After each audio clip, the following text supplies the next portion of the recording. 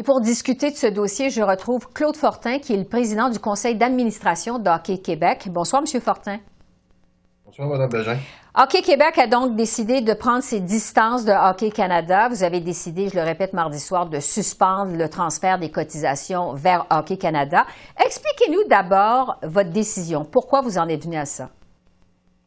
La première des choses, nous, au mois d'août puis au mois de septembre, on avait émis des commentaires puis on avait déposé des questions par écrit à Hockey Canada.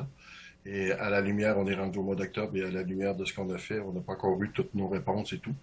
À la suite de la commission parlementaire où ce que beaucoup de nos membres ont été déçus de ce qu'ils ont entendu et vu à la commission parlementaire, il y en a qui nous ont levé le flag. Nous, en principe, nous avions déjà une rencontre du conseil d'administration de prévu. Cependant, il n'y avait pas de point de Hockey Canada, mais je peux vous dire que notre réunion elle a changé de tournure et le point de Hockey Canada est devenu le point majeur. Ouais. À partir de ce moment-là, on a échangé, puis on a fait la démarche. Je peux vous dire que c'était un vote unanime, c'est sûr, des membres du conseil d'administration. Puis l'autre élément aussi, c'est que nous, en août et en septembre, nous avons rencontré la commission permanente des régions, puis nous avions on avait fait les suivis pour le dossier Hockey Canada parce qu'on voulait être sûr que nos gens étaient informés, puis qu'est-ce qu'on faisait et vers où qu'on allait, nous, notre position, puis les gens endossaient la position du conseil d'administration et ils nous recommandaient aussi de garder notre alignement là, versus ce qui se passait. Ouais. C'est pour ça que suite à ça, la décision est venue. Bon, c'est une décision qui, il faut le dire, est avant tout symbolique parce que les sommes d'argent qui sont en jeu feront probablement pas une grande différence pour Hockey Canada. Quel impact est-ce que vous pensez que ça va avoir? Est-ce que l'argument financier va être suffisant, selon vous, pour qu'on en arrive à des changements chez Hockey Canada? Ben nous, il y a deux volets, OK? Parce qu'il y a le volet de l'aspect de la cotisation aux inscriptions qui est un montant de 3 $, puis il y a l'autre partie de la cotisation qui va pour les assurances. Nous, cette partie-là pour les assurances, le but premier de notre décision, c'est vraiment de s'assurer que nos jeunes et nos joueurs soient bien couverts puis soient protégés par une couverture d'assurance. Fait que celle-là, c'est pas, on prendra pas nos jeunes en otage pour faire quoi que ce soit. C'est, nous autres, on veut s'assurer que la protection de nos jeunes est vraiment là. Fait que c'est pour ça que l'aspect assurance, on est à regarder peut-être un plan B dans le futur, mais ça, présentement, là, on veut assurer nos gens et nos parents et tout, là, que les jeunes sont pas mis en danger, là, suite à une prise de position du conseil d'administration. Ce qui nous restait comme manœuvre, c'est vraiment le 3 $. Ouais, est-ce que oui, c'est vrai, je suis d'accord avec vous pour quand on connaît les états financiers d'Hockey Canada, c'est pas grand-chose pour eux. Mais pour nous, c'est au moins symbolique qu'on démontre à nos gens de chez nous qu'on a à cœur leurs préoccupations puis qu'on va les défendre. Vous êtes à Hockey Québec, la première fédération provinciale à prendre cette position envers cette décision envers Hockey Canada, donc la première association qui sévit contre Hockey Canada. Est-ce que vous espérez que d'autres organisations provinciales ailleurs au pays vous emboîtent le pas? Est-ce que vous avez eu des discussions avec d'autres organisations à cet effet? Ben, pas pour le moment. Moi, depuis hier soir, je peux vous dire, là, j'ai passé plus mon temps avec les médias qu'avec les autres. Je sais qu'il y en a qui m'ont demandé qui veulent m'appeler. Cependant, puis à la lumière de ce que j'entends quand je parle aux gens d'ailleurs, c'est que dans d'autres provinces, ils n'entendent pas parler du tout. Tandis que chez nous, je peux vous dire de quoi, moi, ce week-end, moi, je demeure dans l'Est du Québec, puis j'ai assisté à un match de l'Océanique samedi, puis sur 40 personnes qui sont venues me voir, il y en a au moins 36 qui m'ont parlé d'Hockey Canada. Ouais. C'est que, je veux dire, chez nous, au Québec, c'est peut-être pas la même situation qui se vit ailleurs dans les autres provinces. Mais chez nous, en tout cas, on est beaucoup interpellés. Mon DG est souvent interpellé, puis les gens veulent savoir, puis les gens posent des questions. Puis c'est pour ça. Qu'est-ce que les autres branches vont faire? Je le sais pas. Puis c'est pas moi qui va partir le mouvement, puis c'est pas moi qui va embarquer sur le téléphone.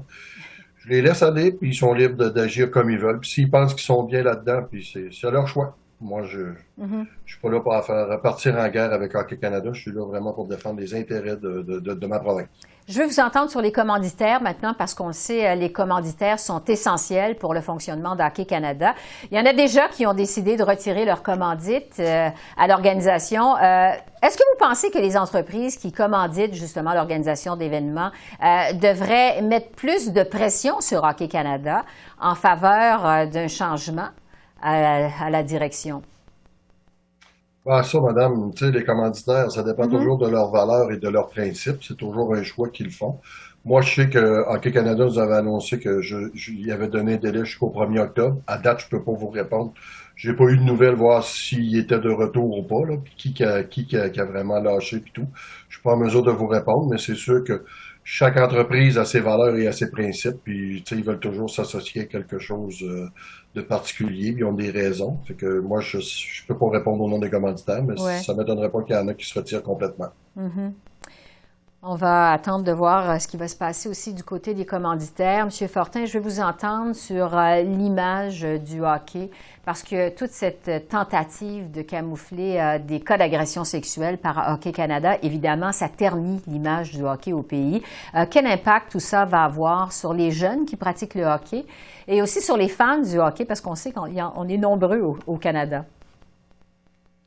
Ben nous, chez nous, il faut dire qu'au Québec, encore là, vous savez qu'au Québec, on est un statut particulier.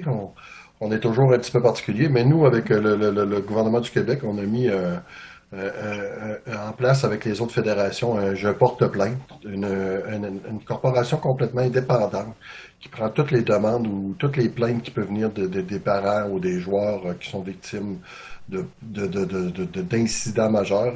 Ils ont le bouton, il est sur les sites d'Hockey Québec, il est sur les sites des branches, de façon à ce que les gens, puis c'est traité confidentiel et c'est traité vraiment par des personnes autres que nous du hockey, de Hockey Québec. Ça fait que les gens sont vraiment dans la situation où ils portent plainte.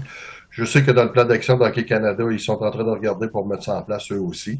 De quelle manière? C'est sûr que nous, on va garder ce qu'on a déjà en place parce que nous, on a fait une très, très grosse évolution avec eux parce que c'était la première année de la mise en place. On a eu des choses qui accrochaient un petit peu. On a émis nos commentaires, on a donné notre opinion. Puis les gens du comité que la ministre Charette avait mis en place, ils ont été très ouverts avec nous. Ils ont été à l'écoute, ils ont été ouverts avec nous, puis eux autres aussi ils veulent s'améliorer, mais vous savez que c'est un nouveau mécanisme, puis le temps de le mettre en place puis de le rendre fonctionnel, ça va prendre quand même un certain délai. Ben, il est fonctionnel, c'est-à-dire, mais vraiment de dire là, qui est à point.